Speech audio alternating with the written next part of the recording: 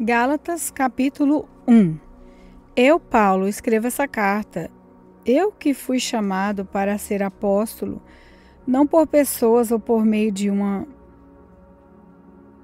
pessoa, mas por Jesus Cristo e por Deus, o Pai, que ressuscitou Jesus da morte. Todos os irmãos que estão aqui comigo mandam saudações às igrejas da Galácia. Que a graça e a paz de Deus, o nosso Pai, e do nosso Senhor Jesus Cristo estejam com vocês. Em obediência à vontade de nosso Deus e Pai, Cristo se entregou para ser morto a fim de tirar os nossos pecados e assim nos livrar deste mundo mau. A Deus seja a glória para todos sempre. Amém. Estou muito admirado com vocês, pois estão abandonando tão depressa aquele que os chamou por meio da graça de Cristo e estão aceitando outro evangelho. Na verdade, não existe outro evangelho, porém eu falo assim porque há algumas pessoas que estão perturbando vocês, querem mudar o evangelho de Cristo. Mas se alguém, mesmo que sejamos nós ou um anjo do céu, anunciar a vocês um evangelho diferente daquele que temos anunciado, que seja amaldiçoado. Pois já dissemos antes e repetimos, se alguém anunciar um evangelho diferente daquele que vocês aceitaram, que essa pessoa seja amaldiçoada. Por acaso eu procuro a aprovação das pessoas? Não. O que eu quero é a aprovação de Deus. Será que agora estou querendo agradar as pessoas? Se tivesse, eu não seria servo de Cristo. Meus irmãos, eu afirmo a vocês que o evangelho que eu anuncio não é uma invenção humana. Eu não recebi de ninguém, e ninguém o ensinou a mim, pois o próprio Jesus Cristo que me revelou. Vocês ouviram falar de como eu costumava agir quando praticava a religião dos judeus. Sabem como eu perseguia sem dó nem piedade a igreja de Deus e fazia tudo para destruí-la. Quando praticava essa religião, eu estava mais adiantado do que a maioria dos meus patrícios da minha idade e seguia com mais zelo do que eles as tradições dos meus antepassados. Porém, Deus, na sua graça, me escolheu antes mesmo de eu nasci e me chamou para servi-lo. E quando ele resolveu revelar para mim o seu filho, a fim de que eu anunciasse aos não-judeus a boa notícia a respeito dele, eu não fui pedir conselhos a ninguém. E também não fui até Jerusalém para falar com aqueles que eram apóstolos antes de mim. Pelo contrário, fui para a região da Arábia e depois voltei para Damasco. 3 anos depois, fui até Jerusalém para pedir informações a Pedro e fiquei 2 semanas com ele. E não falei com nenhum outro apóstolo, a não ser com Tiago, irmão do Senhor. O que eu escrevo a vocês é verdade. Deus sabe que não estou mentindo. Depois fui para as regiões da Síria e da Cilícia. Durante esse tempo, as pessoas das igrejas da Judéia não me conheciam pessoalmente. Elas somente tinham ouvido o que os outros diziam. Aquele que antes nos perseguia está anunciando agora a fé que no passado tentava destruir. E louvaram a Deus por minha causa. Gálatas capítulo 2. 14 anos depois, eu voltei para Jerusalém com Barnabé e levei Tito comigo. Voltou para lá porque Deus me revelou que eu devia fazer isso. Ali, numa reunião particular com os líderes da igreja, eu expliquei a eles a mensagem do evangelho que anuncio aos não-judeus. Eu não queria que o trabalho que tinha feito e estava fazendo fosse um trabalho perdido. Tito estava comigo, mas ele não foi obrigado a circuncidar-se, embora ele não seja judeu. Porém, alguns tinham se juntado ao nosso grupo fazendo de conta que eram irmãos na fé e queriam circuncidá-lo. Eram homens que tinham entrado para o grupo como espiões a fim de espiar a liberdade que temos por estarmos unidos em Jesus Cristo e para nos tornar escravos de novo.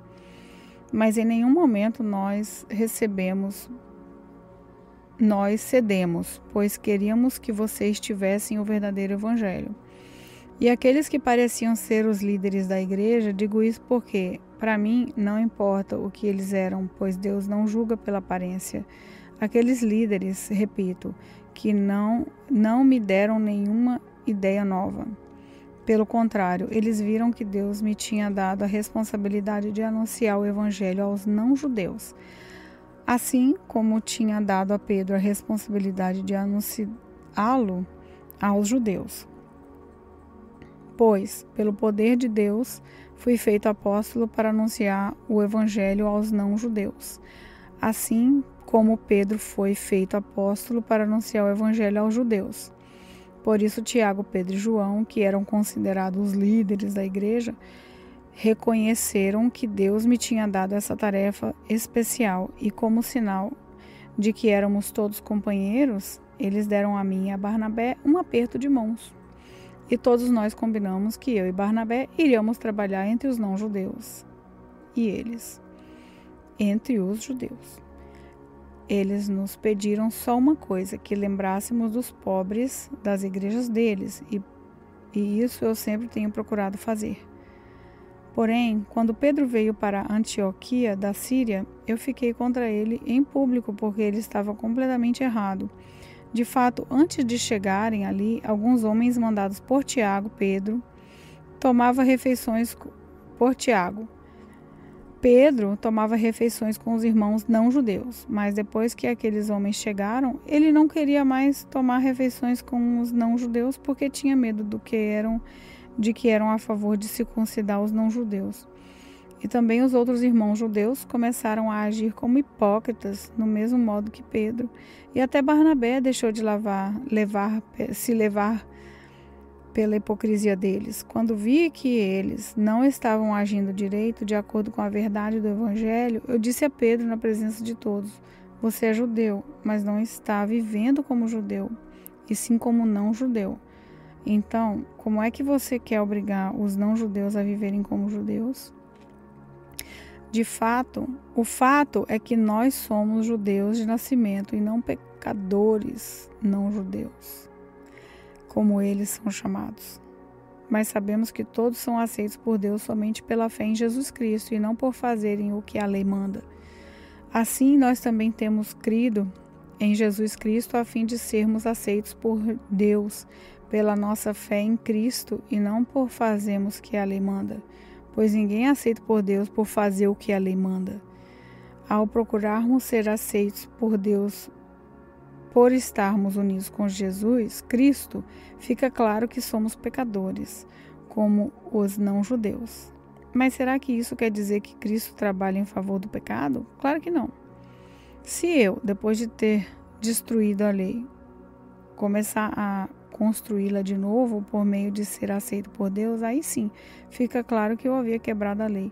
Pois, quanto à lei, estou morto pela própria lei, a fim de viver para Deus. Eu fui morto com Cristo na cruz. Assim, já não sou eu quem vive, mas Cristo é quem vive em mim. E esta vida que vivo agora, eu a vivo pela fé no Filho de Deus, que me amou e se deu a si mesmo por mim. Eu me recuso a rejeitar a graça de Deus, pois, se é por meio da lei que as pessoas são aceitas por Deus, então a morte de Cristo não adiantou nada. Gálatas capítulo 3. Ó Gálatas sem juízo, quem foi que enfeitiçou vocês? Na minha pregação a vocês, eu fiz uma descrição perfeita da morte de Jesus Cristo na cruz. Por assim dizer, vocês viram Jesus na cruz. Respondam somente isso. Vocês receberam o Espírito de Deus por terem feito o que a lei manda ou por terem ouvido a mensagem do Evangelho e terem crido nela? Como é que vocês podem ter tão pouco juízo? Vocês começaram a sua vida cristã pelo poder do Espírito de Deus e agora querem ir até o fim delas pelas suas próprias forças? Será que as coisas pelas quais vocês passaram não serviram para nada? Não é possível. Será que, quando Deus dá o seu Espírito e faz milagres entre vocês, é porque vocês fazem o que a lei manda? Não será que é porque vocês ouviram a mensagem e creram nela? Lembrem do que as Escrituras Sagradas dizem a respeito de Abraão. Ele creu em Deus e por isso Deus o aceitou. Portanto, vocês devem saber que os verdadeiros descendentes de Abraão são os que têm fé. Antes que isso acontecesse, as Escrituras viram que Deus ia aceitar os não-judeus por meio da fé. Por isso, antes de chegar o tempo, elas anunciaram a boa notícia a Abraão, dizendo: por meio de você, Deus abençoará todos os povos. Abraão creu e foi abençoado. Portanto, todos os que creem são abençoados como ele foi. Os que confiam na sua obediência à lei estão deixando debaixo da maldição de Deus, pois as Escrituras Sagradas dizem que não obedece sempre a tudo o que está escrito no livro da lei está debaixo da maldição de Deus. É claro que ninguém é aceito por Deus por meio da lei, pois as Escrituras dizem: viverá aquele que, por meio da fé, é aceito por Deus. Mas a lei não tem nada a ver com a fé, pelo contrário, como dizem as Escrituras: viverá aquele que fizer o que a lei manda. Porém, Cristo, tornando-se maldição por nós, nos livrou da maldição imposta pela lei, como dizem as Escrituras: maldito todo aquele que for pendurado numa cruz. Cristo fez isso para que a bênção de Deus, que Deus prometeu a Abraão, seja dada por meio de Jesus Cristo aos não-judeus e para que todos nós recebamos, por meio da fé, o Espírito que Deus prometeu. Meus irmãos, vou usar um exemplo da vida diária. Como duas pessoas combinam alguma coisa e assinam um contrato. Ninguém pode quebrá-lo ou acrescentar qualquer coisa a ele, pois Deus fez as suas promessas a Abraão e ao seu descendente. Quando as Escrituras dizem que Deus fez as suas promessas a Abraão e à sua descendência, elas não querem dizer que se trata de muitas pessoas, mas de uma só, isso é Cristo. O que eu quero dizer é o seguinte: Deus fez uma aliança com Abraão e prometeu cumpri-la. A lei foi dada 430 anos depois. Não pode quebrar aquela aliança. Nem anular a promessa de Deus. Porque se aquilo que Deus dá depende da lei, então o que ele dá já não depende da sua promessa. Mas o que Deus deu a Abraão, ele deu porque havia prometido. Então, por que é que foi dada a lei? Ela foi dada para mostrar as coisas que são contra a vontade de Deus. A lei devia durar até que viesse o descendente de Abraão, pois a promessa foi feita a esse descendente. A lei foi entregue por anjos e o homem serviu por intermediário. Porém, não é preciso haver intermediário quando se está falando de uma só pessoa, a Deus, e Deus é um só. Será que isso quer dizer que a lei é contra as promessas de Deus? Claro que não. Porque se tivesse sido dada uma lei que pudesse dar vida às pessoas, então elas seriam aceitas por Deus por obedecerem a ela. Porém, as Escrituras Sagradas afirmam que o mundo inteiro está dominado pelo pecado, e isso para que as pessoas que creem recebam o que Deus promete aos que têm fé em Jesus Cristo. Mas antes que chegasse o tempo da fé, nós éramos prisioneiros da lei, até que fosse revelada a fé que devia vir. Assim, a lei ficou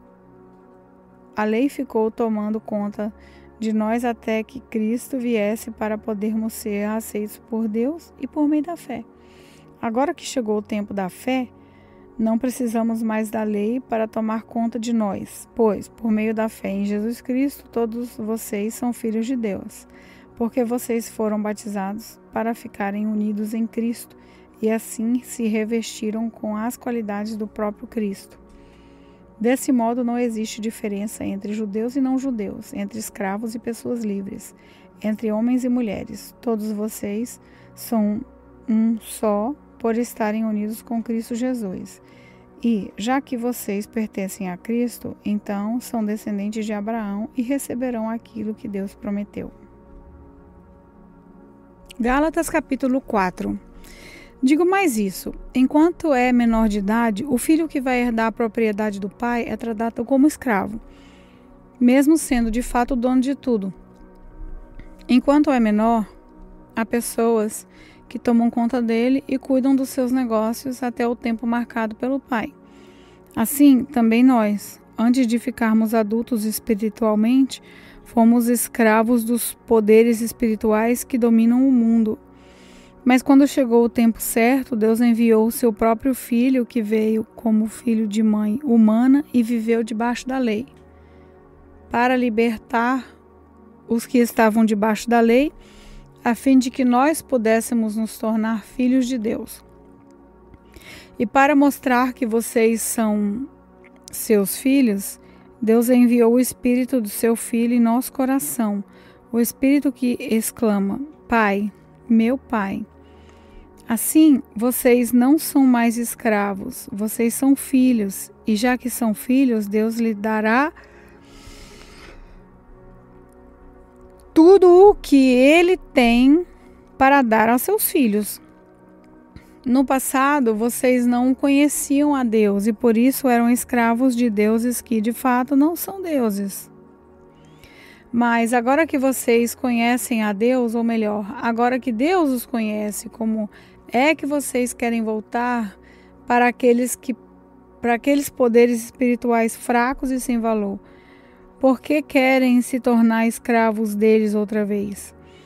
Por que dão tanta importância a certos dias, meses, estações e anos? Estou muito preocupado com vocês. Será que todo o trabalho que tive com vocês não valeu nada? Meus irmãos, peço que sejam como eu. Afinal, eu sou como vocês e vocês não me ofenderam em nada. Também, porque foi que lhes anunciei pela primeira vez o Evangelho? Foi porque eu estava doente? Mas vocês não me desprezaram, nem me rejeitaram, embora o meu estado de saúde fosse uma dura prova para vocês. Pelo contrário, vocês me receberam como se eu fosse um anjo de Deus, ou mesmo como se eu fosse Cristo Jesus. E como vocês estavam felizes, eu posso afirmar que, se pudessem, vocês teriam arrancado os seus próprios olhos para me dar. O que foi que aconteceu? Será que agora, por ter dito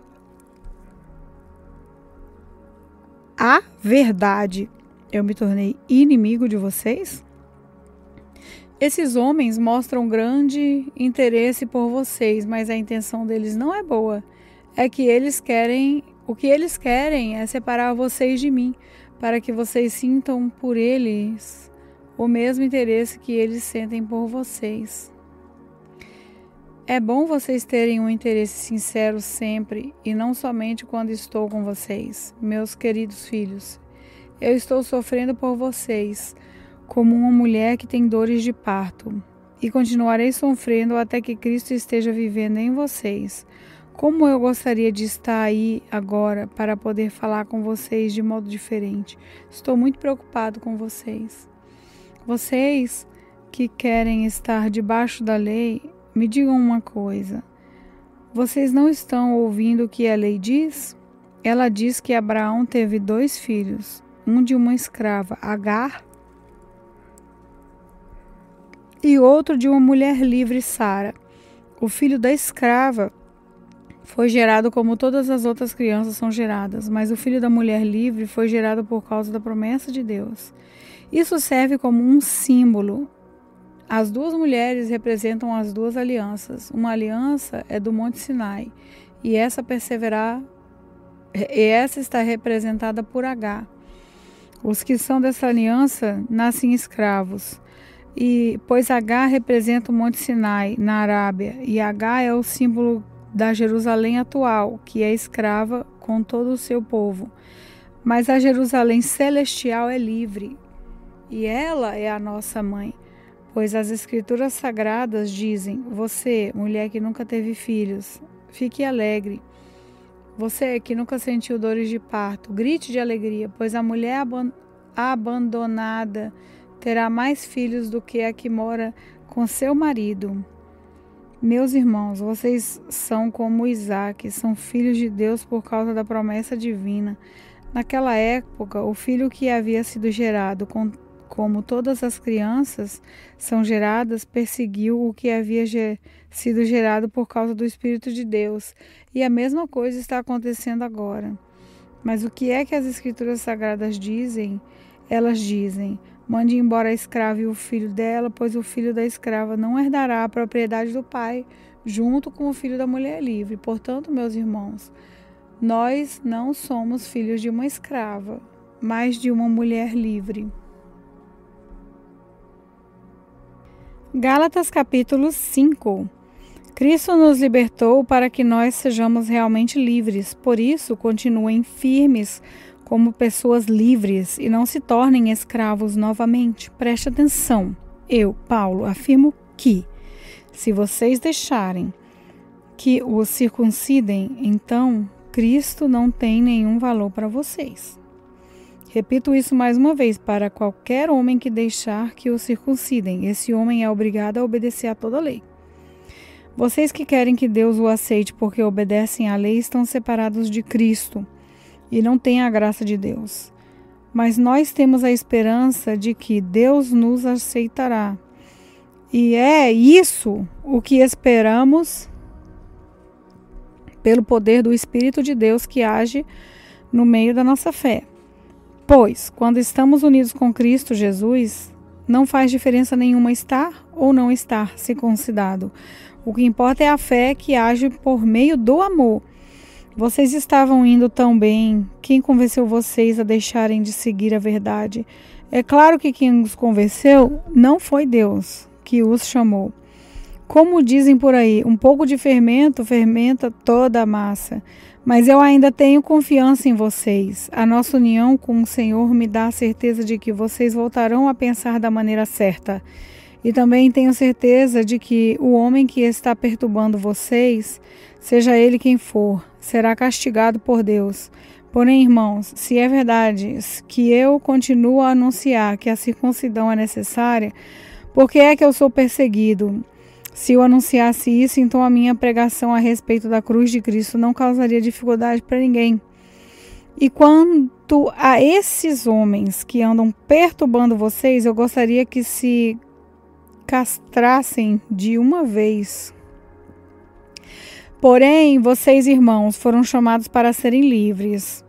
Mas não deixem que essa liberdade se torne uma desculpa para permitir que a natureza humana domine vocês. Pelo contrário, que o amor faça com que vocês sirvam uns aos outros, pois a lei inteira se resume num só mandamento: ame os outros como você ama a você mesmo. Mas, se vocês agem como animais selvagens, ferindo e prejudicando uns aos outros, então cuidado para não acabarem se matando. Quero dizer a vocês o seguinte: deixem que o Espírito de Deus dirija a vida de vocês e não obedeçam aos desejos da natureza humana, porque o que a nossa natureza quer é contra o Espírito, e o que o Espírito quer é contra a natureza humana. Os dois são inimigos e por isso vocês não podem fazer o que vocês querem. Porém, se o Espírito de Deus que guia vocês, então não estão debaixo da lei.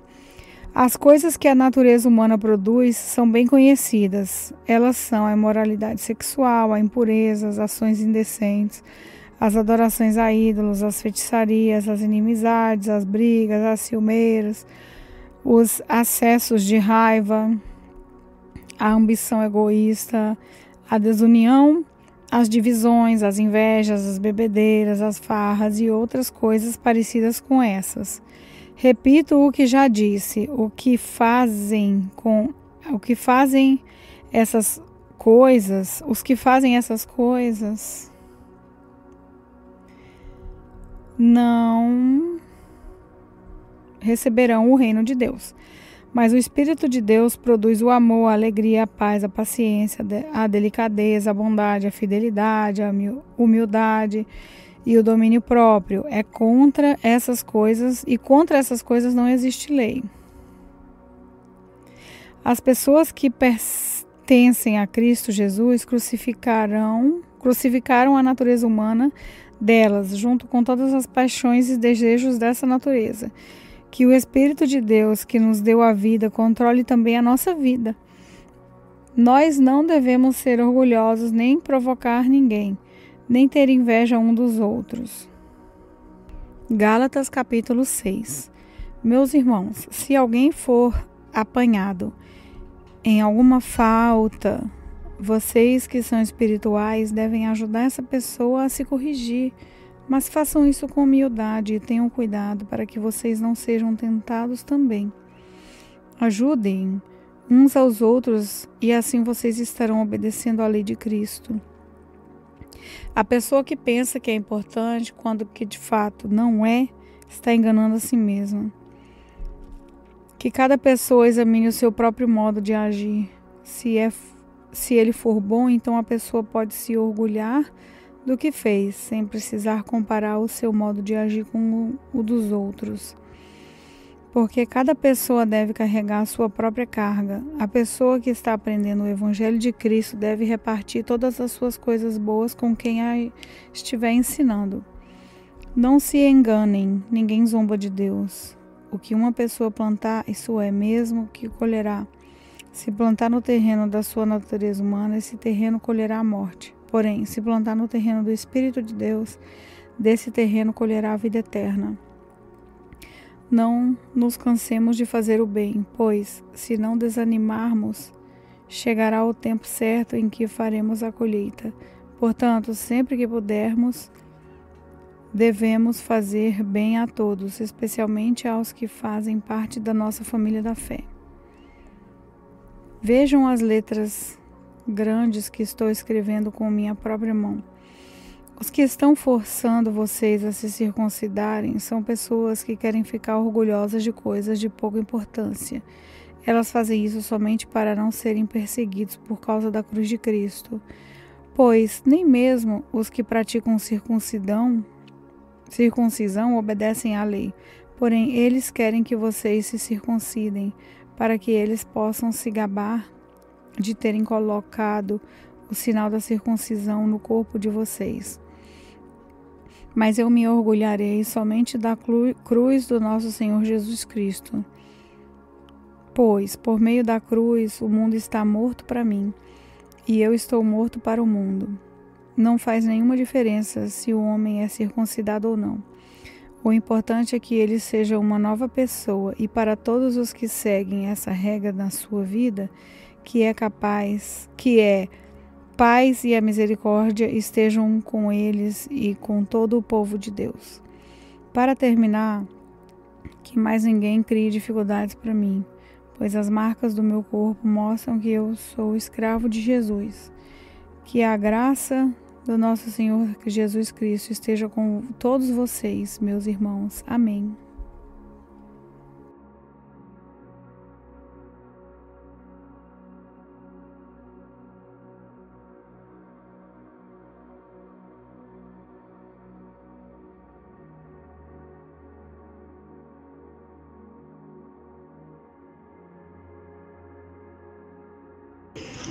Olá, eu sou a pastora Neuza e quero orar por você. Senhor nosso Deus e nosso Pai, graças nós te damos por esse dia, pedindo a tua força, Pai. Pai querido, não nos deixa cair em tentação, nos livra de todos os males, nos dá proteção com teu Espírito Santo. Pai, estende as tuas mãos de poder, meu Deus, sobre a vida de cada um neste momento. Visita os lares, visita as famílias. Pai querido, derrama paz nos lares. Senhor, visita, Senhor, cada casal, cada família, os filhos. Que o Senhor possa usar de misericórdia, Pai, para com os filhos, na obediência, no seu trabalhar. Pai querido, muito obrigada por tudo que Tu és, por tudo que o Senhor tem feito nas nossas vidas, porque Tu és um Deus zeloso, um Deus poderoso, um Deus forte. Senhor, nos sustenta nas Tuas mãos, nos dê força, meu Deus. Senhor querido, nos tira, Pai, de todo o laço que o inimigo tem preparado e nos abençoe em nome de Jesus, que vive e reina para sempre. Amém.